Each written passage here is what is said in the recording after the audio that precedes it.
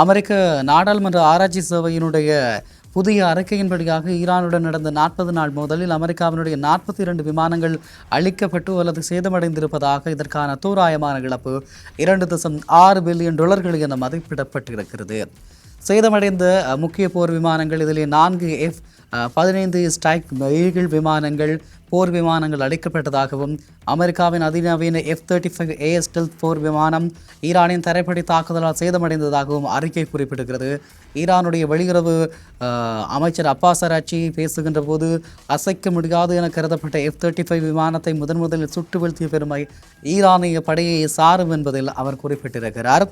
அதே நேரத்தில் அமெரிக்காவுக்கு அதிகபட்ச இழப்பு ட்ரோன் போரில் ஏற்பட்டிருக்கிறது. 24 MQ-9 ட்ரீப்பர் ட்ரோன்கள் அளிக்கப்பட்டிருக்கிறது. மேலும் எரிபொருள் நிரப்பும் விமானங்கள், ஒரு A-10 ரக விமானம் மற்றும் ஹெலிகாப்டர்கள் இந்த மோதலில் பாதிக்கப்பட்டிருக்கிறது. இந்த விமானங்களில் சில தற்போது உற்பத்தியில் இல்லாததால் இவற்றை மீண்டும் உருவாக்க அமெரிக்காவுக்கு பில்லியன் கணக்கான டாலர்கள் பல ஆண்டுகளாக தேவைப்படலாம் என்று சொல்லியிருக்கிறார்கள்.